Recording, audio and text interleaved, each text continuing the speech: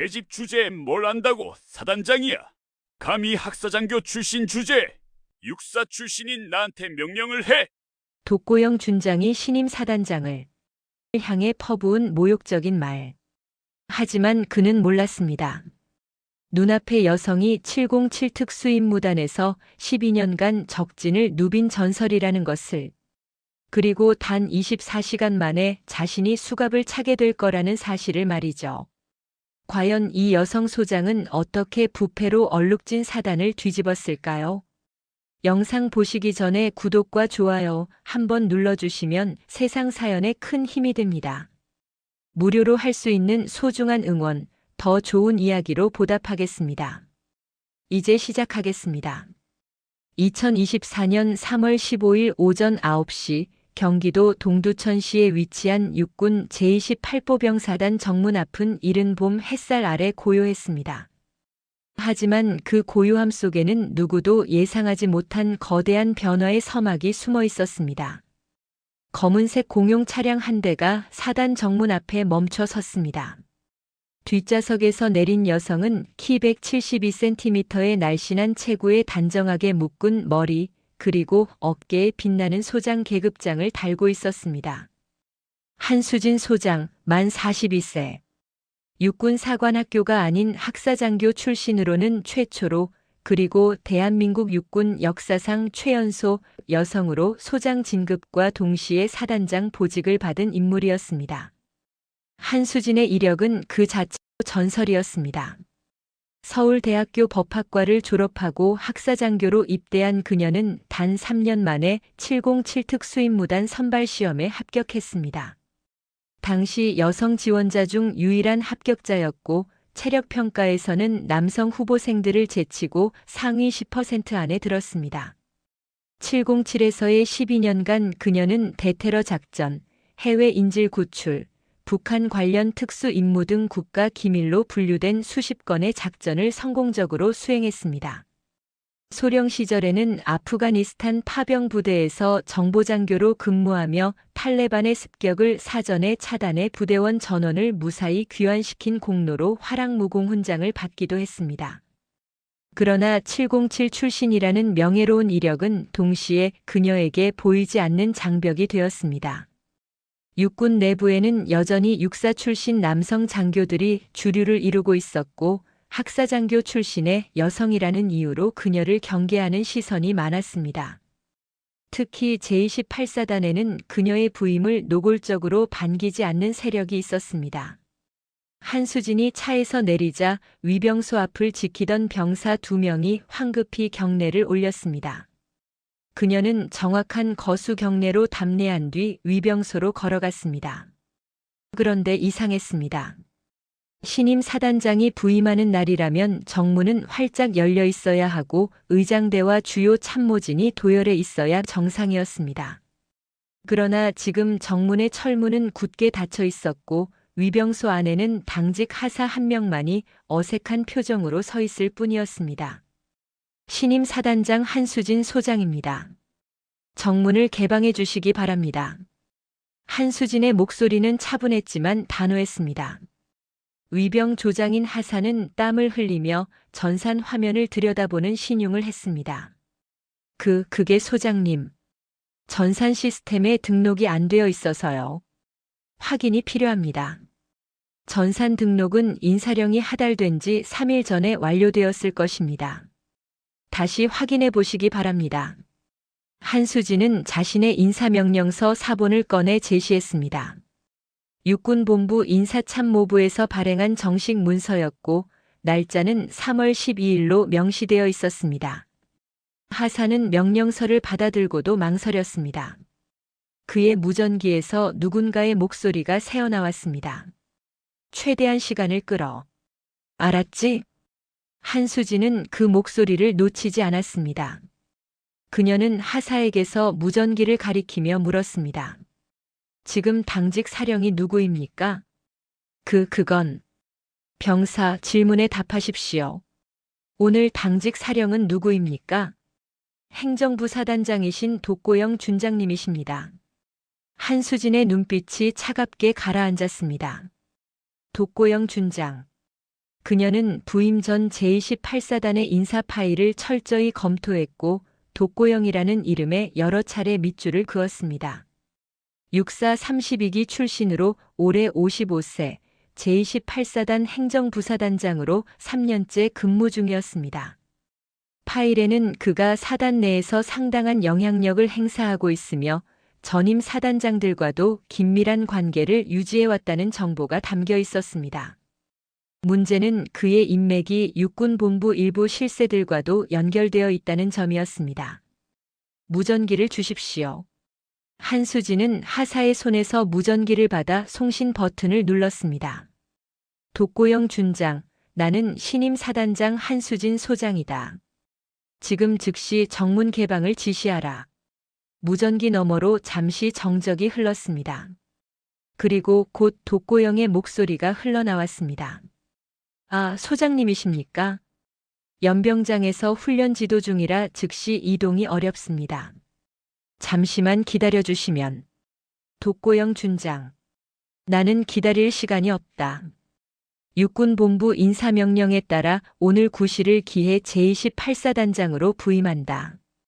정문을 즉시 개방하고 참모진을 집합시켜라. 이것은 명령이다. 한수진의 목소리에는 어떤 타협이 여지도 없었습니다. 707에서 12년간 생사를 넘나드는 작전을 수행하며 단련된 그녀의 의지는 단 한 번의 명령으로도 상대방을 압도했습니다. 무전기 너머로 독고영이 무언가 말하려 했지만 한수진은 더 이상 듣지 않았습니다. 위병 조장, 내가 직접 정문을 연다. 열쇠를 가져오시오. 하지만 소장님. 이것은 명령이다. 군인은 상관의 합법적 명령에 복종할 의무가 있다. 대한민국 육군 복무규정 제8조를 상기하라. 하사는 더 이상 버틸 수 없었습니다. 그는 떨리는 손으로 열쇠 꾸러미를 꺼내 정문의 자물쇠를 열었습니다. 무거운 철문이 천천히 양쪽으로 열렸습니다. 한수진은 정문을 통과하며 사단 내부를 둘러보았습니다. 연병장 한쪽에서는 정말로 누군가가 골프 연습을 하고 있었습니다. 독고영 준장이었습니다. 그는 민무늬 전투복 차림으로 골프채를 휘두르고 있었고 주변에는 참모 몇 명이 서서 그의 스윙을 지켜보고 있었습니다. 신임 사단장이 부임하는 역사적인 순간에 그것도 육군 최초의 여성 사단장이 오는 날에 골프 연습을 하고 있는 것이었습니다. 한수진은 그쪽으로 걸어갔습니다. 독고영은 한수진이 다가오는 것을 보고도 골프채를 내려놓지 않았습니다. 그는 한 번 더 공을 쳐낸 뒤에야 천천히 고개를 돌렸습니다. 오셨습니까, 소장님? 독고영의 인사에는 존경심이 전혀 담겨 있지 않았습니다. 그는 거수 경례조차 제대로 하지 않았고 골프채를 든 채로 한수진을 내려다보았습니다. 그의 키는 180cm가 넘었고 체격도 건장했습니다. 그는 자신의 체격과 경력 그리고 육사 출신이라는 배경이 비육사 출신 여성 사단장을 압도할 수 있다고 믿는 듯 했습니다. 독고영 준장. 지금 즉시 골프채를 내려놓고 정식으로 거수 경례를 하시오. 한수진의 목소리는 낮았지만 단단했습니다. 주변의 참모들이 긴장한 표정으로 두 사람을 바라보았습니다. 독고영은 비웃듯 코웃음을 쳤습니다. 소장님, 저는 지금 훈련 지도 중입니다. 사단장님께서도 아시다시피 훈련은 전시 대비의 핵심이지 않습니까? 골프가 전시 대비 훈련입니까, 준장? 이것은 스트레스 관리의 일환입니다. 지휘관의 건강 관리도 부대 전투력에 충분하다. 한수진은 독고영의 말을 잘랐습니다. 그녀는 한 걸음 더 다가서며 독고영의 눈을 똑바로 응시했습니다. 독고영 준장, 나는 당신이 지금 무슨 생각을 하는지 정확히 알고 있다. 당신은 학사장교 출신 여자가 사단장으로 왔으니 우습게 보고 있는 것이다. 하지만 명심하라. 나는 707 특수임무단에서 12년간 대한민국을 지켰고 전장에서 직접 적과 맞서 싸운 군인이다. 당신이 이 연병장에서 골프채를 휘두르는 동안 나는 아프가니스탄 사막에서 탈레반과 총격전을 벌였다. 지금 당장 골프채를 내려놓고 사단장실로 전 참모진을 소집하라. 1시간 안에 사단 운영 전반에 대한 보고를 받겠다. 독고영의 얼굴이 굳었습니다. 그는 한수진의 눈빛에서 단순한 허세가 아닌 진짜 전투 경험에서 나오는 살기를 느꼈습니다. 707 출신이라는 것이 단순한 이력이 아니라는 것을 뼈저리게 깨달은 순간이었습니다. 알겠습니다, 소장님. 독고영은 마지못해 골프채를 내려놓고 거수 경례를 했습니다.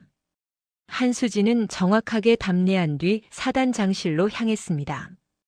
그녀의 등 뒤로 독고영이 참모들에게 무언가 속삭이는 소리가 들렸지만 한수진은 개의치 않았습니다. 이제 시작일 뿐이었습니다. 사단장실은 3층 건물 2층에 위치해 있었습니다. 한수진이 문을 열고 들어서자 담배 연기가 실내에 가득했습니다. 전임 사단장이 사용하던 방이었지만 정리가 제대로 되어 있지 않았습니다. 책상 위에는 서류들이 어지럽게 쌓여 있었고 소파에는 먼지가 앉아 있었습니다. 한수진은 창문을 활짝 열어 환기를 시킨 뒤 책상 앞에 섰습니다. 정확히 1시간 후 사단 주요 참모진이 사단장실에 모였습니다. 작전참모, 정보참모, 군수참모, 인사참모 등 주요 보직의 대령과 중령들이었습니다. 그리고 맨 뒤에 독고영 준장이 들어왔습니다. 그는 여전히 불만스러운 표정을 감추지 않았습니다. 앉으시오. 한수진은 참모들에게 자리를 권했습니다. 그리고는 준비해온 서류를 펼쳤습니다. 나는 오늘부로 제28보병 사단장으로 부임한 한수진 소장이다. 여러분과 함께 이 사단을 대한민국 최강의 부대로 만들 것이다. 그러기 위해서는 먼저 현재 상황을 정확히 파악해야 한다. 각 참모는 담당 분야의 현황을 보고하라. 참모들은 차례로 보고를 시작했습니다. 작전 훈련 현황, 병력 배치 상황, 무기 및 장비 보급 상태, 인사관리 등이 보고되었습니다. 한수진은 보고를 들으며 핵심적인 질문을 던졌습니다. 그녀의 질문은 예리했고 군사학과 실전 경험이 결합된 통찰력을 보여주었습니다. 군수참모, 지난달 부식비 집행 내역을 다시 설명하시오. 장병 1인당 배정된 예산과 실제 사용 금액에 차이가 있는 것 같은데. 군수참모인 중령이 당황한 표정으로 서류를 뒤적였습니다. 한수진은 이미 부임 전에 사단의 예산 집행 내역을 입수해 분석했습니다. 그리고 그 과정에서 석연치 않은 부분들을 발견했습니다. 그것은 정확한 답변을 원한다, 중령. 한수진의 눈빛이 날카로워졌습니다. 이것은 단순한 부임 인사가 아니었습니다. 제28사단의 만연한 부패의 뿌리를 찾아내고 도려내는 수술의 시작이었습니다. 그리고 그 메스의 첫 번째 대상은 바로 저 뒤에 앉아있는 독고영 준장이 될 것이었습니다. 회의실의 긴장감이 감돌았습니다. 한수진 소장의 부임은 단순한 인사 이동이 아니라 제28사단 전체를 뒤흔들 폭풍의 시작이었습니다. 참모 회의가 끝난 것은 오후 1시였습니다. 한수진 소장은 회의 내용을 정리하며 각 참모들의 보고에서 발견한 의심스러운 부분들을 노트에 기록했습니다. 특히 군수 분야의 예산 집행 내역에는 설명할 수 없는 공백들이 있었습니다. 부식비 항목에서 장병 1인당 배정된 예산은 월 15만 원이었지만 실제 식자재 구매 내역을 합산하면 1인당 10만 원 남짓에 불과했습니다. 5만 원의 차액이 어디로 갔는지에 대한 명확한 설명이 없었습니다. 한수진은 인사참모인 김정훈 대령을 불렀습니다. 김 대령은 50대 초반의 육사 출신으로 제28사단에서 2년째 근무 중이었습니다. 그는 독고영 준장과는 달리 한수진에게 정중한 태도를 보였습니다. 김 대령, 사단 감사실은 언제 마지막으로 예산 집행 감사를 실시했습니까? 6개월 전입니다, 소장님. 육군본부 감사관실에서 정기 감사를 나왔었습니다. 그때 특이사항은 없었습니까? 김대령은 잠시 망설이다가 조심스럽게 입을 열었습니다. 공식적으로는 특이사항 없음으로 보고되었습니다. 하지만 일부 항목에서 증빙 서류가 미흡하다는 지적이 있었다고 들었습니다. 그러나 독고영 준장께서 육군본부 쪽과 조율하셔서 문제없이 마무리되었습니다. 한수진의 눈빛이 차갑게 가라앉았습니다. 육군본부와 조율했다는 말은 결국 인맥을 동원해 감사를 무마했다는 의미였습니다. 그녀는 707에서 12년간 정보작전을 수행하며 이런 류의 비리를 수없이 목격했습니다. 권력과 인맥으로 얽힌 부패는 조직 전체를 좀먹는 암과 같았습니다. 김대령, 지난 3년간 사단의 모든 예산 집행 장부를 사단장실로 가져오시오. 전산 파일과 종이 장부 모두 필요합니다. 오늘 오후 5시까지 준비하십시오. 알겠습니다, 소장님. 김대령이 나간 뒤 한수진은 작전 참모인 이승호 대령도 따로 불렀습니다. 이 대령은 40대 후반으로 육사 출신이었지만 독고영 준장과는 거리를 두고 있다는 정보가 있었습니다. 이 대령, 사단 내부 분위기는 어떻습니까? 솔직하게 말씀해 주시기 바랍니다. 이승호 대령은 잠시 주위를 살피더니 목소리를 낮췄습니다. 소장님, 제가 말씀드려도 되는지 모르겠습니다만 사단 내부에는 오랫동안 해결되지 않은 문제들이 있습니다. 구체적으로 말씀하시오. 독고영 준장을 중심으로 한 일부 간부들이 사단 운영을 사실상 좌지우지하고 있습니다. 예산 집행, 인사 발령, 심지어 훈련 계획까지 독고영 준장의 승인 없이는 진행되지 않았습니다. 전임 사단장님들께서도 이 문제를 알고 계셨지만 독고영 준장의 육군본부 인맥 때문에 손을 쓰지 못하셨습니다. 구체적으로 어떤 비리가 있습니까? 이승호 대령은 더욱 목소리를 낮췄습니다. 부식비 횡령은 공공연한 비밀입니다. 또한 사단 시설 보수 공사를 발주할 때 특정 업체에 특혜를 주고 리베이트를 받는다는 소문이 있습니다. 법인카드로 개인 유흥비를 결제한다는 이야기도 들었습니다. 증거가 있습니까? 직접적인 증거는 없습니다. 모두 소문일 뿐입니다. 그러나 장병들 사이에서는 다들 알고 있는 사실입니다. 한수진은 고개를 끄덕였습니다. 소문만으로는 부족했습니다. 확실한 증거가 필요했습니다. 그녀는 이미 부임 전부터 제28사단의 예산 집행 내역을 입수해 분석하기 시작했습니다. 707에서 함께 근무했던 정보관 출신 동기가 국방부 예산실에 있었고 그를 통해 사단의 최근 3년간 예산 자료를 확보했습니다. 그 자료들을 교차 분석한 결과 여러 가지 의심스러운 패턴들이 드러났습니다. 오후 5시 김정훈 대령이 장부들을 가지고 왔습니다. 종이 장부 20여 권과 USB에 담긴 전산 파일이었습니다. 한수진은 그날 밤을 꼬박 새우며 장부들을 분석했습니다. 707 시절 재무 분석 교육을 받았던 경험이 큰 도움이 되었습니다.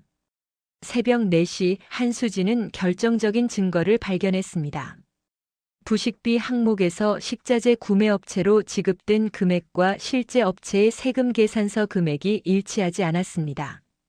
장부상으로는 월 5천만 원이 지급된 것으로 기록되어 있었지만 국세청 홈택스를 통해 확인한 업체의 세금 계산서는 월 3천만 원에 불과했습니다. 2천만 원의 차액이 발생한 것입니다. 그것도 매달 3년 동안 지속적으로 말입니다. 한수진은 계산기를 두드렸습니다. 2천만 원 곱하기 12개월 곱하기 3년. 총 7억 2천만 원이었습니다. 이것은 단순한 회계 오류가 아니었습니다. 조직적이고 계획적인 횡령이었습니다. 그녀는 곧바로 사단 헌병대장인 박민수 중령을 호출했습니다. 박 중령은 새벽 5시에 급히 사단장실로 달려왔습니다. 소장님, 무슨 일이십니까? 한수진은 분석한 자료들을 박 중령 앞에 펼쳐놓았습니다. 박 중령, 이 자료들을 보십시오. 지난 3년간 부식비 명목으로 최소 7억 원 이상이 횡령되었습니다. 장부는 이중으로 작성되었고 실제 업체 입금액과 장부상 금액이 다릅니다. 박민수 중령은 자료들을 검토하며 얼굴이 굳어졌습니다.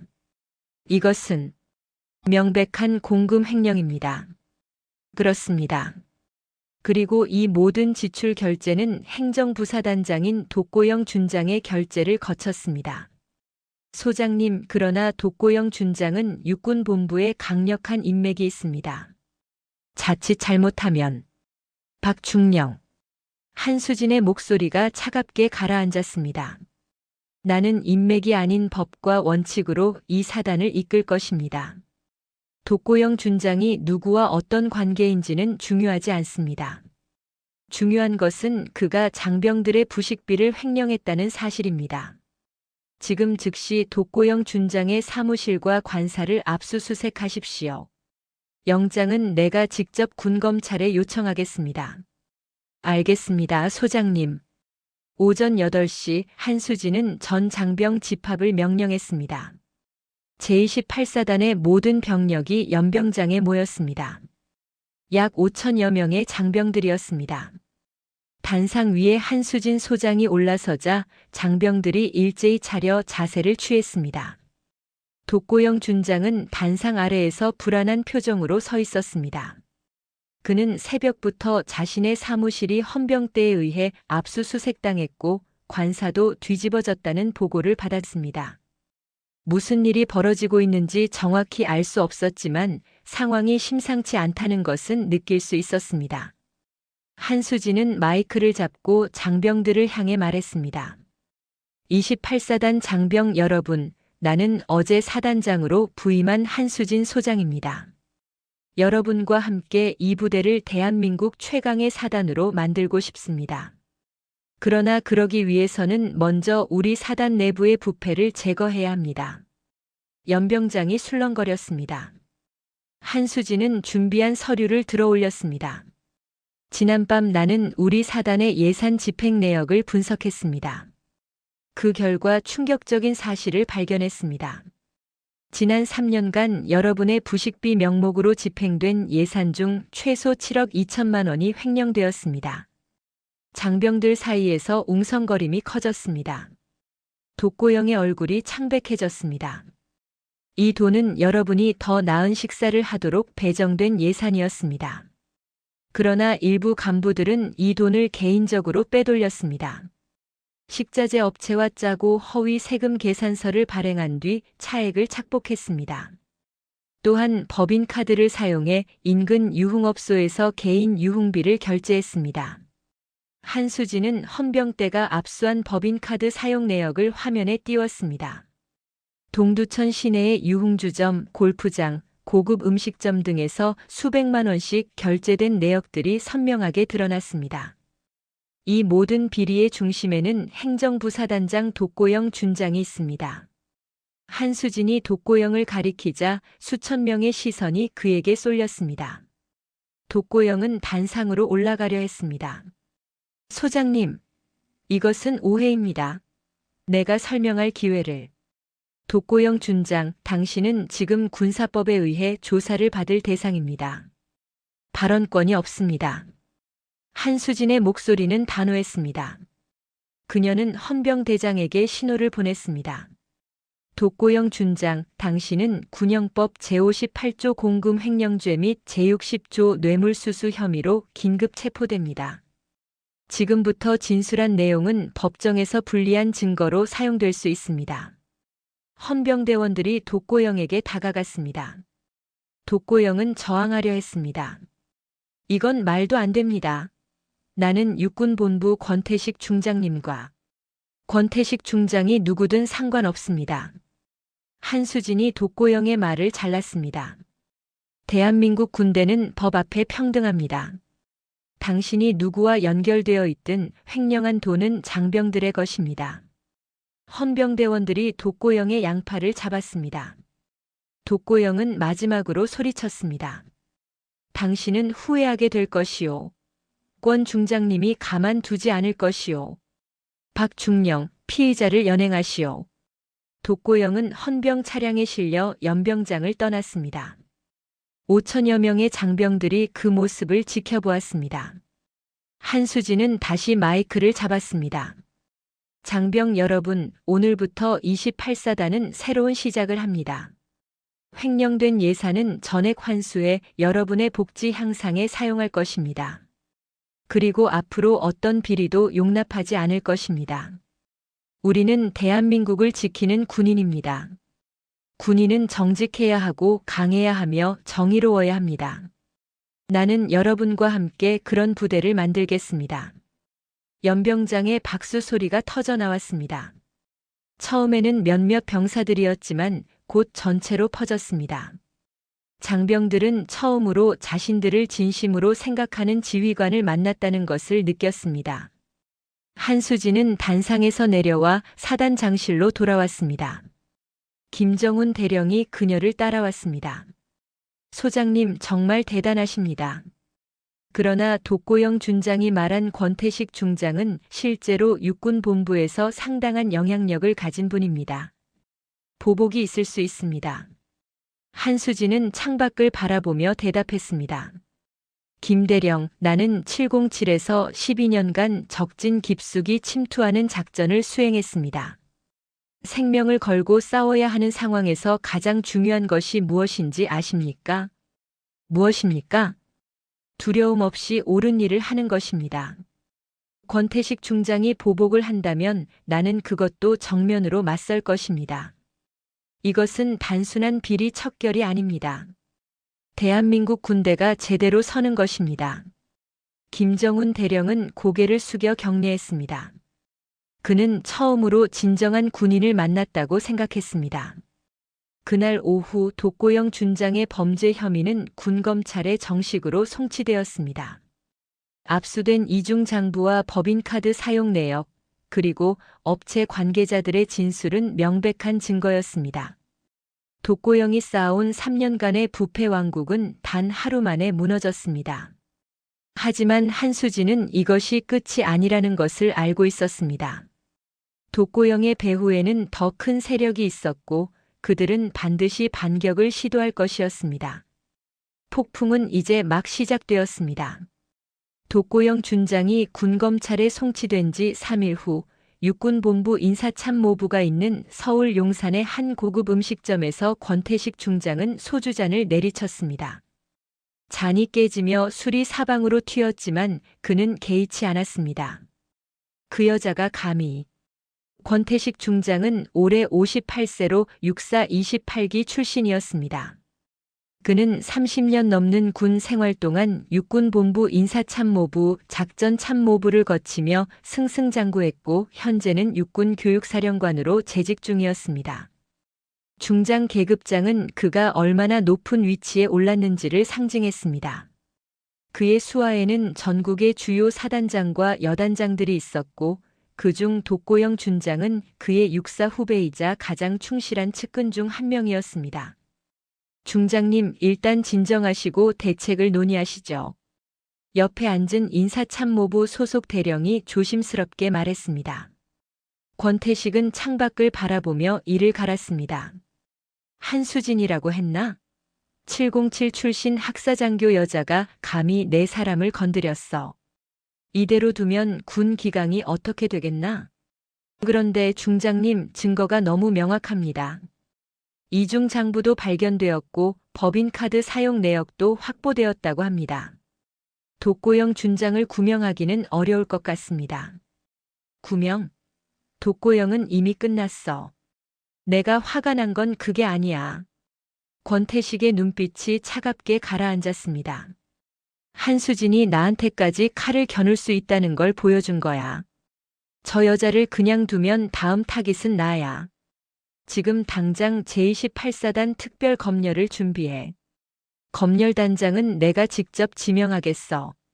알겠습니다, 중장님. 일주일 후 제28보병사단의 육군본부 검열단이 도착했습니다. 검열단장은 박철수 준장으로 권태식 중장의 육사 직속 후배였습니다. 검열단은 총 15명으로 구성되었고 모두 권태식의 인맥으로 엮인 인물들이었습니다. 한수진 소장은 사단장실에서 박철수 준장을 맞이했습니다. 박 준장은 거만한 태도로 한수진을 내려다보았습니다. 그의 키는 185cm로 한수진보다 한 뼘 이상 컸습니다. 한수진 소장, 육군본부 지시에 따라 제28사단 특별검열을 실시하겠습니다.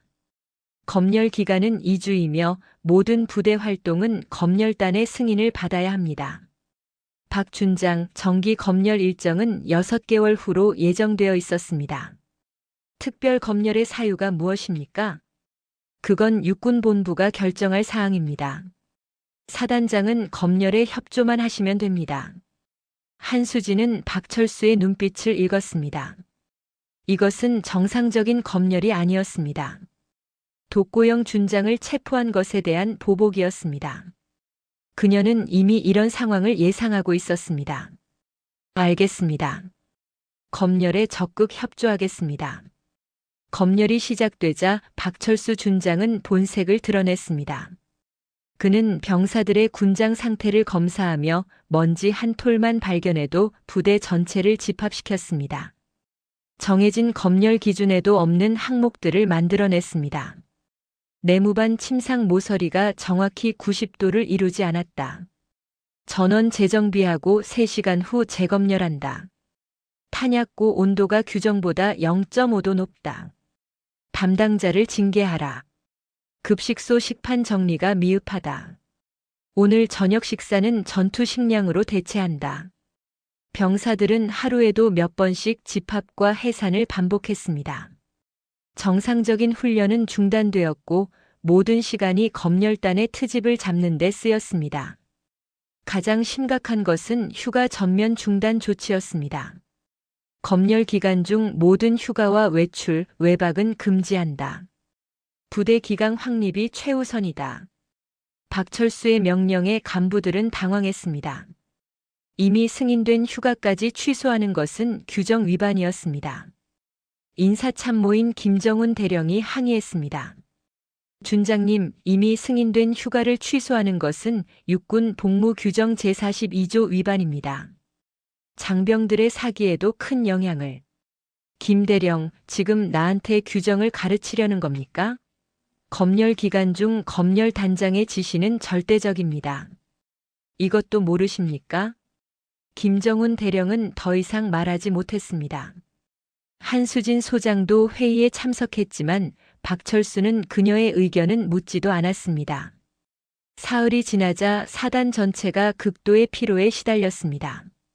병사들은 하루에 2시간도 채 자지 못했고 간부들은 검열단의 끊임없는 트집에 지쳐갔습니다. 특히 가족 경조사로 휴가를 계획했던 병사들은 절규했습니다. 한 상병은 할머니 장례식에 가지 못해 영내에서 몰래 울었습니다. 다른 병장은 2년 만에 약속한 여자친구와의 만남을 취소해야 했고 결국 이별 통보를 받았습니다. 병사들의 사기는 바닥까지 떨어졌습니다. 한수진은 이 모든 상황을 지켜보며 분노를 사겼습니다. 그녀는 매일 밤 부대를 순찰하며 병사들의 상태를 직접 확인했습니다. 그리고 검열단의 모든 행동을 기록했습니다. 사단 내부에 설치된 폐쇄회로 카메라는 검열단의 갑질 행태를 낱낱이 담아냈습니다. 박철수 준장이 병사를 향해 고함을 지르며 모욕적인 언사를 퍼붓는 장면, 규정에도 없는 기준으로 부대를 압박하는 장면, 심지어 한 간부에게 무릎을 꿇리는 장면까지 모두 영상에 기록되었습니다. 한수진은 707 시절의 동료였던 국방부 인권센터의 법무관에게 연락했습니다. 그리고 수집한 모든 증거 영상과 기록을 전송했습니다.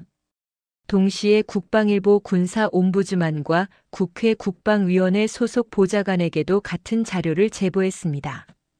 하지만 한수진은 여기서 멈추지 않았습니다. 그녀는 권태식 중장의 과거를 파헤치기 시작했습니다. 707에서 함께 근무했던 정보관 출신 동기들과 연락을 취했고 국방부 감사관실과 방위사업청의 내부 자료에 접근할 수 있는 채널을 확보했습니다. 일주일간의 조사 끝에 한수진은 결정적인 정보를 입수했습니다. 5년 전 권태식 중장이 육군본부 군수참모부 차장으로 근무할 당시 차기 전차 도입 사업에 관여했던 사실을 발견했습니다. 당시 3개 업체가 경쟁했는데 최종 선정된 업체는 기술력이나 가격 면에서 가장 우수하지 않았습니다. 오히려 2순위였던 업체가 모든 면에서 앞섰지만 최종 심사에서 탈락했습니다. 한수진은 더 깊이 파고들었습니다. 최종 선정된 업체의 대표이사가 권태식 중장의 처남이라는 사실을 발견했습니다. 그리고 계약 체결 직후 권태식의 부인 명의로 서울 강남에 30억 원대 아파트가 매입되었다는 기록도 찾아냈습니다. 당시 권태식의 공식 재산 신고 내역으로는 도저히 구입할 수 없는 금액이었습니다. 한수진은 이 모든 자료를 정리했습니다. 부동산 등기부등본, 업체 선정 과정의 회의록, 계약서, 그리고 익명의 제보자가 제공한 권태식과 업체 대표 간의 골프 모임 사진까지 확보했습니다. 검열 2주차가 되자 병사들의 불만은 극에 달했습니다. 한 병사가 탈영을 시도했고 다른 병사는 자해 소동을 일으켰습니다. 부대 분위기는 최악이었습니다. 바로 그날 밤 한수진은 움직였습니다. 그녀는 수집한 모든 자료를 국방부 장관 직속 감찰실, 국회 국방위원회, 그리고 주요 언론사에 동시에 발송했습니다. 제목은 간단했습니다. 육군본부 교육사령관 권태식 중장의 무기 도입 비리 의혹 및 검열단의 인권유린 행위. 자료가 공개되자 파장은 즉각적이었습니다. 다음 날 아침 주요 일간지들이 일제히 보도했습니다. 국회 국방위원회는 긴급 회의를 소집했고 국방부 장관은 즉각 조사를 지시했습니다. 박철수 준장은 아침 조회 중 육군본부로부터 긴급 소환 명령을 받았습니다. 그는 당황한 표정으로 사단장실로 뛰어왔습니다. 소장님, 이게 무슨 일입니까? 제가 왜 소환되는 겁니까? 한수진은 차분하게 대답했습니다. 박 준장, 당신과 검열단이 지난 2주간 자행한 불법 행위들이 전부 폭로되었습니다. 규정 위반 검열, 승인된 휴가 강제 취소, 병사에 대한 인격 모독, 간부 가혹 행위 등 모든 것이 영상과 기록으로 남아 있습니다. 그게 무슨... 그리고 당신을 배후에서 조종한 권태식 중장의 과거 비리도 함께 공개되었습니다. 5년 전 전차 도입 과정에서의 리베이트 수수, 부정 축제, 친인척 특혜 등 모든 증거가 국방부와 국회에 제출되었습니다. 박철수의 얼굴이 새하얗게 변했습니다. 한수진은 계속 말했습니다. 박 준장, 당신은 부당한 명령을 따랐고 그 과정에서 수백 명의 장병을 고통받게 했습니다. 지금 즉시 연병장으로 가서 전 장병 앞에서 사과하십시오. 그럴 수는 없습니다. 나는 육군본부의 지시를. 박준장. 한수진의 목소리가 얼음장처럼 차갑게 가라앉았습니다. 지금 당신 앞에는 2가지 선택이 있습니다. 자발적으로 사과하고 책임을 지든가 아니면 군사법 위반으로 기소되어 군법회의에 서든가. 선택하십시오. 박철수는 떨리는 손으로 모자를 벗었습니다. 그는 자신이 완전히 패배했다는 것을 깨달았습니다. 1시간 후 제28사단 전 장병이 연병장에 집합했습니다. 박철수 준장과 검열단 15명이 단상 위에 올라섰습니다. 5천여 명의 장병들이 그들을 바라보았습니다. 박철수 준장은 마이크를 잡았습니다. 그의 목소리는 떨렸습니다. 28사단 장병 여러분, 지난 2주간 검열 과정에서 여러분에게 큰 고통을 안겨드렸습니다. 규정에 없는 기준을 강요했고 정당한 휴가를 취소했으며 인격적으로 모욕을 주었습니다. 이 모든 것은 제 잘못입니다. 그는 깊이 허리를 숙였습니다. 그리고 무릎을 꿇었습니다. 검열단원 15명도 모두 따라 무릎을 꿇었습니다. 진심으로 사과드립니다. 용서해 주십시오. 연병장에는 정적이 흘렀습니다. 병사들은 무릎 꿇은 검열단을 바라보며 복잡한 감정을 느꼈습니다. 분노, 억울함, 그리고 동시에 정의가 승리했다는 안도감이었습니다. 한수진은 단상에 올라 마이크를 잡았습니다. 장병 여러분, 여러분이 겪은 고통을 잊지 않겠습니다. 그리고 다시는 이런 일이 발생하지 않도록 할 것입니다. 여러분의 휴가는 오늘부터 즉시 재승인됩니다. 지난 2주간의 강제 근무에 대한 보상 휴가도 추가로 부여하겠습니다. 장병들 사이에서 환호가 터져 나왔습니다. 그날 저녁 한수진은 육군 본부로부터 전화를 받았습니다. 권태식 중장이 교육사령관직에서 보직 해임되었고 검찰 조사를 받게 되었다는 통보였습니다. 박철수 준장과 검열단도 모두 문책을 받았습니다. 한수진은 창밖의 별을 바라보았습니다. 첫 번째 전투는 끝났습니다. 하지만 그녀는 알고 있었습니다. 진짜 전쟁은 이제부터였습니다. 부패한 권력은 쉽게 무너지지 않았고 그들은 반드시 다시 일어서려 할 것이었습니다. 하지만 한수진에게는 두려움이 없었습니다. 그녀에게는 정의가 있었고 무엇보다 그녀를 믿고 따르는 5천 명의 장병들이 있었습니다. 권태식 중장이 보직 해임되기 바로 전날 그는 마지막 카드를 꺼내 들었습니다. 육군본부 훈련평가단에 긴급 지시를 내려 제28사단을 대상으로 특별 전술 훈련을 실시하도록 한 것입니다. 이 훈련은 이미 3개월 전부터 계획된 것이었지만 권태식은 훈련 조건을 극단적으로 변경했습니다. 한수진 소장을 공개적으로 망신 주고 사단장직에서 물러나게 만들 마지막 기회였습니다. 한수진이 육군본부로부터 훈련 계획서를 받은 것은 훈련 시작 3일 전이었습니다. 계획서를 펼친 한수진의 표정이 굳어졌습니다. 작전 참모인 이승호 대령도 함께 계획서를 검토하다가 경악했습니다. 소장님, 이건 말도 안 됩니다. 제28사단이 방어작전을 수행하는데 상대는 제3기계 화보병 사단입니다. 그것도 최신형 K2 전차 50대와 아파치 헬기 10대를 보유한 기갑 부대입니다. 한수진은 계획서의 다음 페이지를 넘겼습니다. 그리고 더욱 충격적인 내용을 발견했습니다. 특수훈련 조건이라고 되어 있군요. 네, 여기를 보십시오. 제28사단은 훈련 기간 중 모든 무전 통신 장비 사용이 금지됩니다. 또한 주 보급로가 차단된 상태로 설정되어 있습니다. 이건 실전이라면 완전히 고립된 상황입니다. 한수진은 계획서를 내려놓았습니다. 이것은 훈련이 아니었습니다. 한수진과 제28사단을 패배시켜 그녀의 지휘 능력을 공개적으로 의심받게 만들려는 함정이었습니다. 무전기 없이 5천 명의 병력을 지휘하고 보급도 없이 기계화 부대와 맞서 싸우라는 것은 사실상 불가능한 임무였습니다. 이승호 대령, 참모진을 긴급 소집하시오.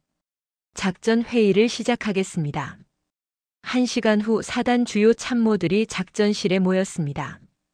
한수진은 훈련 계획서를 참모들에게 공유했습니다. 군수 참모인 최민준 중령이 먼저 입을 열었습니다. 소장님, 이 조건으로는 승리가 불가능합니다. 차라리 육군본부에 훈련 조건 재조정을 요청하는 것이 안 됩니다. 한수진이 단호하게 말했습니다. 이것은 훈련이 아니라 시험입니다. 우리가 조건 완화를 요청하면 그들은 우리가 무능하다고 판단할 것입니다. 우리는 주어진 조건 그대로 이 훈련을 승리로 이끌어야 합니다. 하지만 소장님, 무전기 없이 어떻게 부대를 지휘한다는 말입니까? 한수진의 눈빛이 빛났습니다. 무전기가 발명되기 전에 군대는 어떻게 전쟁을 했습니까? 우리는 가장 원시적이지만 가장 확실한 방법으로 돌아갈 것입니다.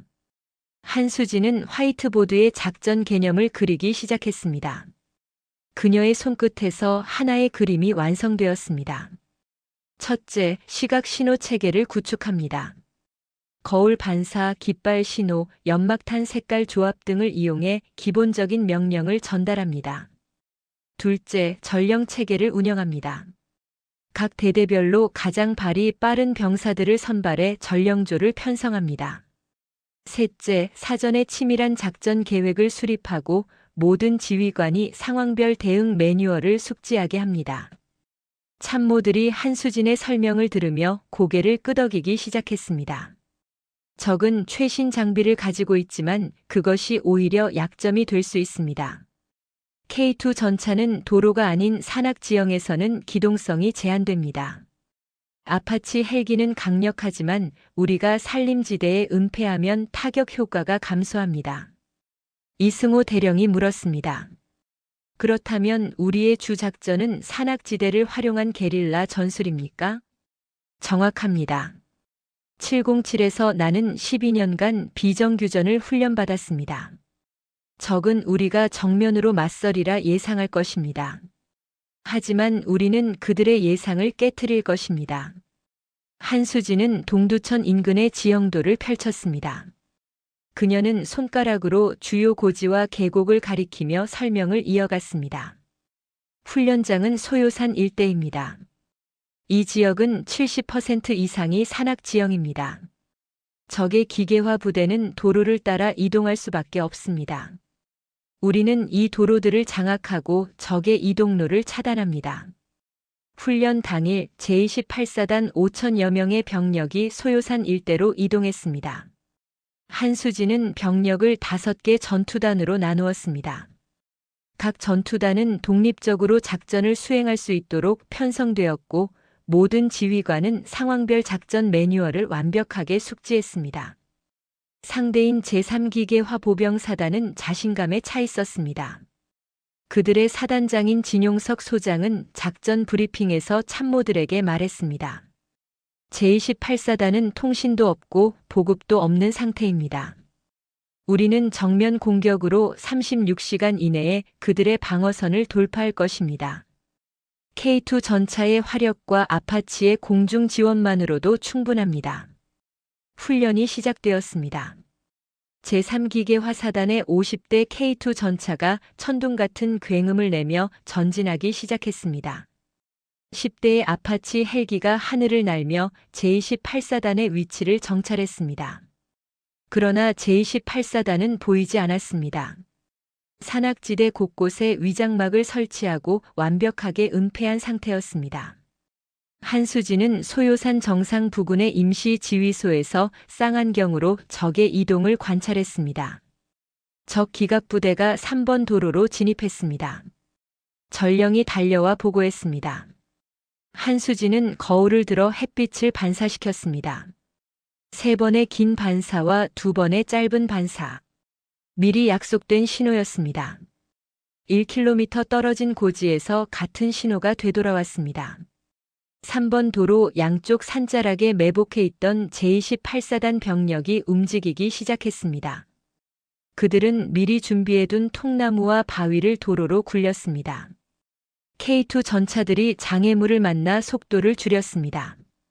바로 그 순간 산 위에서 훈련용 대전차 로켓이 발사되었습니다. 물론 실탄이 아니라 레이저 판정 시스템이었지만 훈련 규칙상 명중으로 판정되면 그 전차는 전투 불능 상태가 되었습니다. 10대의 K2 전차가 순식간에 무력화되었습니다. 제3기계화 사단 지휘소가 혼란에 빠졌습니다. 진용석 소장이 다급하게 명령했습니다. 아파치를 투입하라. 적의 매복 위치를 찾아내고 제압하라. 아파치 헬기 6대가 소요산 상공으로 날아왔습니다. 하지만 제28사단 병력은 이미 사라진 뒤였습니다. 그들은 공격 후 즉시 산림 깊숙이 철수했고 위장막 아래로 완벽하게 숨었습니다. 아파치의 열상 감지 장비로도 찾아낼 수 없었습니다. 한수진은 다시 거울 신호를 보냈습니다. 이번에는 5번의 긴 반사. 2차 공격 개시 명령이었습니다. 동쪽 계곡에 매복해 있던 또 다른 전투단이 움직였습니다. 그들은 적 보급 부대의 이동로에 미리 설치해둔 함정을 작동시켰습니다. 보급 트럭 15대가 위장된 도랑에 빠졌습니다. 제3기계화 사단의 연료와 탄약 보급이 차질을 빚기 시작했습니다. 첫날 저녁 제3기계화 사단은 예상과 달리 큰 타격을 입었습니다. 전차 18대가 무력화되었고 보급로가 끊겼으며 병력 300명이 포로로 잡혔습니다.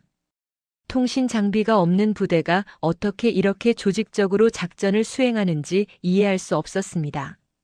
진용석 소장은 작전을 수정했습니다. 적은 게릴라 전술을 사용하고 있습니다. 우리도 전술을 바꿔야 합니다.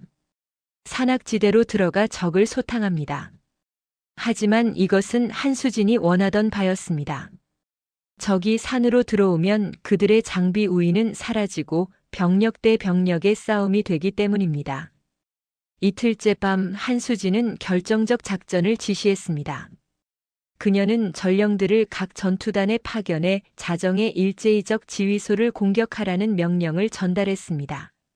자정 5방향에서 동시에 제28사단의 공격이 시작되었습니다. 연막탄이 터지고 훈련용 섬광탄이 밤하늘을 밝혔습니다. 제3기계화사단 지휘소를 경계하던 병력이 혼란에 빠졌습니다. 한수진은 707 시절 훈련받은 침투 기술을 직접 시연했습니다.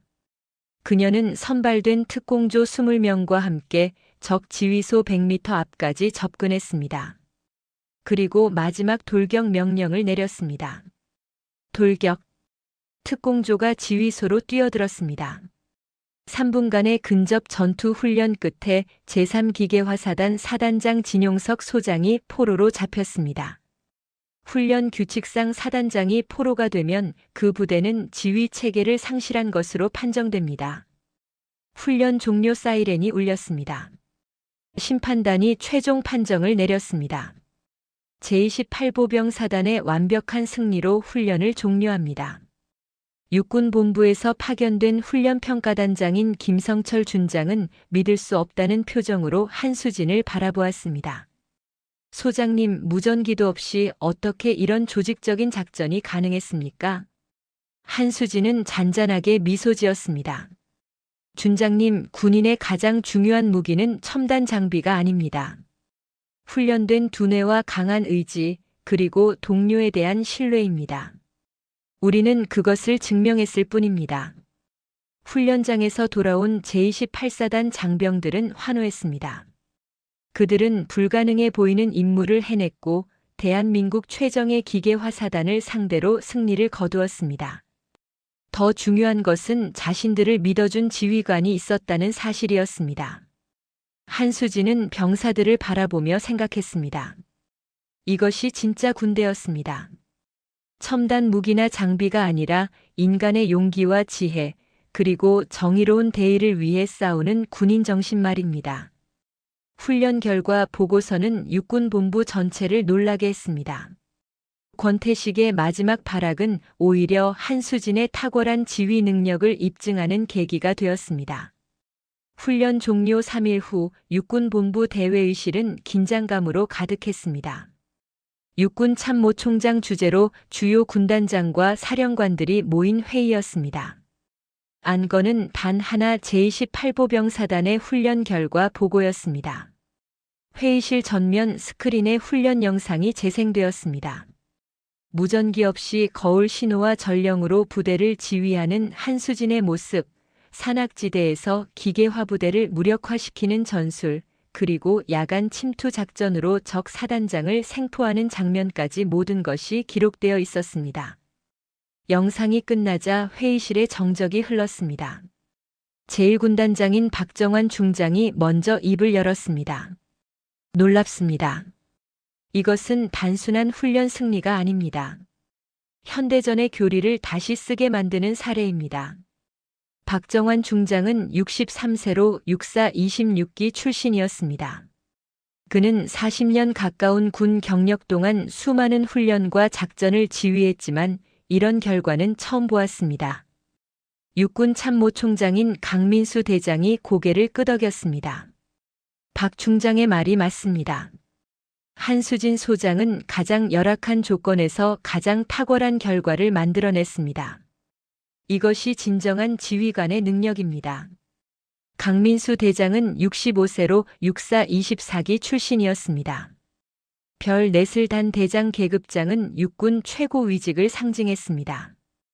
그는 한수진의 인사기록 파일을 펼쳐보았습니다.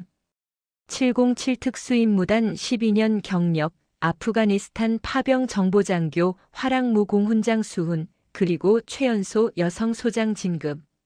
이력 자체가 비범합니다. 제2작전 사령관인 이철민 중장이 말했습니다. 총장님, 한수진 소장은 단순히 작전을 잘 수행한 것이 아닙니다. 사단 내부의 고질적인 부패를 단 한 달 만에 척결했고 육군 본부의 부당한 압력에도 굴하지 않았습니다. 이런 인재는 더 큰 무대가 필요합니다. 강민수 대장이 참모들을 둘러보았습니다. 여러분의 의견은 무엇입니까?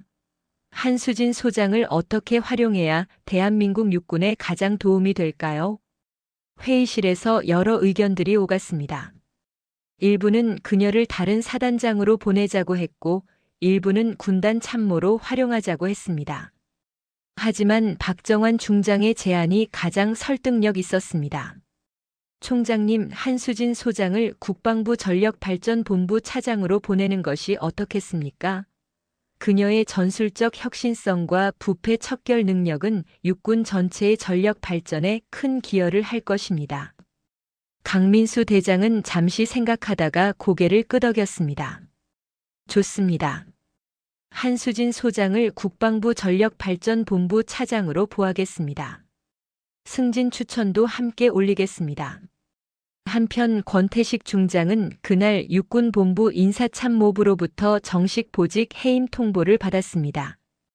교육사령관직에서 물러나고 대기 발령 상태로 전환되었습니다. 군검찰의 조사도 계속되고 있었고 5년 전 무기 도입 비리 혐의에 대한 증거들이 속속 드러나고 있었습니다. 권태식은 자신의 집무실을 정리하며 한수진을 떠올렸습니다. 그는 평생을 육사 출신 남성 장교들의 네트워크 안에서 살아왔고 그것이 군대의 전부라고 믿었습니다. 하지만 한수진은 그런 네트워크 밖에서도 아니 오히려 그것과 맞서 싸우면서 더 강해질 수 있다는 것을 증명했습니다. 결국 내가 졌군. 권태식은 쓸쓸하게 중얼거렸습니다. 그는 자신의 군 생활이 정의가 아닌 이익을 위한 것이었다는 사실을 뒤늦게 깨달았습니다. 제28보병 사단에는 변화의 바람이 불고 있었습니다. 독고영 준장이 횡령했던 7억 원은 전액 환수되어 장병 복지 기금으로 조성되었습니다. 식당 시설이 개선되었고 부식비가 제대로 집행되면서 장병들의 식사질이 눈에 띄게 좋아졌습니다. 한수진은 또한 병사들의 인권과 복지를 최우선으로 고려하는 정책들을 시행했습니다.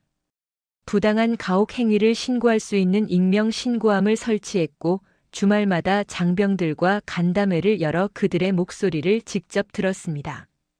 간부들에게는 리더십 교육을 강화했고 병사를 존중하는 문화를 정착시켰습니다. 한수진의 사단장 재임 기간은 6개월에 불과했지만 제28사단은 완전히 새로운 부대로 거듭났습니다. 육군 훈련평가에서 우수부대로 선정되었고 병영 문화평가에서도 최고 등급을 받았습니다. 무엇보다 장병들의 사기가 하늘을 찔렀습니다. 2024년 9월 1일 한수진 소장의 이임식이 있는 날이었습니다. 그녀는 국방부 전력발전본부 차장으로 영전하게 되었습니다. 이임식은 오전 10시로 예정되어 있었지만 새벽 6시부터 동두천 일대 연병장에는 사람들이 모이기 시작했습니다. 제28사단 장병 5천여 명은 물론이고 인근 사단의 병사들, 전역한 예비역들, 심지어 동두천 시민들까지 모여들었습니다. 한수진이 부임한 지 6개월 만에 제28사단은 지역사회에서도 존경받는 부대가 되어 있었습니다. 오전 9시 한수진이 사단장 관사에서 나와 연병장으로 향했습니다. 그녀는 소장 정복을 입고 있었고 가슴에는 화랑무 공훈장을 비롯한 여러 개의 약장이 빛났습니다. 어깨에 무궁화 2송이 계급장이 아침 햇살에 반짝였습니다. 연병장에 도착한 한수진은 집결한 장병들의 규모를 보고 놀랐습니다. 8,000명이 넘는 인원이 연병장을 가득 메우고 있었습니다. 모두가 자발적으로 모인 사람들이었습니다. 단상에 오른 한수진은 마이크를 잡았습니다. 그녀의 목소리는 떨렸지만 단호했습니다. 28사단 장병 여러분, 그리고 이 자리에 함께 해주신 모든 분들께 감사드립니다. 한수진은 잠시 말을 멈추고 장병들을 바라보았습니다. 그녀의 눈에 눈물이 맺혔습니다. 나는 6개월 전 이곳에 왔을 때 많은 문제를 보았습니다. 부패가 있었고 불의가 있었고 고통받는 장병들이 있었습니다. 하지만 여러분과 함께 그것들을 하나하나 해결해 나갔습니다. 여러분이 없었다면 나는 아무것도 할 수 없었을 것입니다. 장병들 사이에서 훌쩍이는 소리가 들렸습니다. 한수진은 말을 이어갔습니다. 나는 여러분에게 3가지를 부탁하고 싶습니다. 첫째, 언제나 정직하십시오. 군인의 가장 큰 무기는 첨단 장비가 아니라 정직입니다. 둘째, 서로를 존중하십시오. 계급이 높다고 해서 인간으로서의 존엄성이 더 높은 것은 아닙니다. 셋째, 정의를 위해 싸우십시오. 우리는 대한민국을 지키는 군인입니다. 우리가 지켜야 할 것은 영토만이 아니라 이 나라의 정의와 자유입니다. 한수진이 말을 마치자 연병장의 침묵이 흘렀습니다. 그리고 누군가 박수를 치기 시작했습니다. 박수 소리는 점점 커져 천둥처럼 연병장을 가득 채웠습니다. 이승호 대령이 단상으로 올라와 한수진에게 꽃다발을 전달했습니다. 그의 눈에도 눈물이 가득했습니다. 소장님, 소장님께서 보여주신 군인 정신을 평생 잊지 않겠습니다. 28사단은 영원히 소장님을 기억할 것입니다. 한수진은 꽃다발을 받아들고 거수 경례를 올렸습니다. 8천여 명의 장병과 시민들이 일제히 경례로 답했습니다. 전역한 예비역들도 민간인 복장의 시민들도 모두 오른손을 들어 경례를 올렸습니다. 한수진은 천천히 단상에서 내려와 장병들 사이를 걸었습니다. 그녀는 악수를 청하는 병사들과 일일이 손을 잡았고 그들의 눈을 바라보며 고개를 끄덕였습니다. 어떤 병사는 그녀의 손을 잡고 눈물을 흘렸고 어떤 병사는 감사합니다라고 반복해서 말했습니다. 한 상병이 다가와 말했습니다. 소장님, 저는 소장님이 오시기 전까지 군대가 정말 싫었습니다. 부조리하고 불합리한 일들이 너무 많았습니다. 하지만 소장님 덕분에 군인이라는 것이 자랑스러워졌습니다. 진심으로 감사드립니다. 한수진은 그 상병의 어깨를 두드렸습니다. 고맙습니다, 병사. 당신이야말로 대한민국의 진정한 군인입니다. 오전 11시 한수진은 마지막으로 사단장실을 둘러보았습니다. 6개월 전 처음 이 방에 들어왔을 때와는 모든 것이 달라져 있었습니다. 깨끗하게 정돈된 책상, 창밖으로 보이는 연병장, 그리고 벽에 걸린 제28사단의 부대기. 김정훈 대령이 노크를 하고 들어왔습니다. 소장님, 차량이 준비되었습니다. 알겠습니다, 김 대령. 그동안 정말 수고 많으셨습니다. 아닙니다, 소장님. 제가 더 많이 배웠습니다. 앞으로도 소장님께서 보여주신 길을 따라가겠습니다. 한수진은 사단장실 문을 닫고 복도를 걸었습니다. 복도 양쪽에는 간부들이 도열해 있었고 모두가 경례를 올렸습니다. 한수진은 한 명 한 명과 눈을 맞추며 답례했습니다. 청사 밖으로 나오자 5천여 명의 장병이 도열해 있었습니다. 그들은 차량이 지나갈 길 양쪽에 늘어서서 마지막 경례를 준비하고 있었습니다. 한수진이 차량에 탑승하자 차는 천천히 움직이기 시작했습니다. 장병들이 일제히 거수 경례를 올렸습니다. 한수진은 차창 밖을 바라보며 그들에게 경례로 답했습니다. 어떤 병사들은 눈물을 흘리고 있었고 어떤 병사들은 감사합니다라고 외쳤습니다. 차량이 정문을 통과할 때 한수진은 뒤를 돌아보았습니다. 제28보병 사단의 깃발이 바람에 펄럭이고 있었고 그 아래 수천 명의 장병들이 여전히 경례 자세를 유지하고 있었습니다.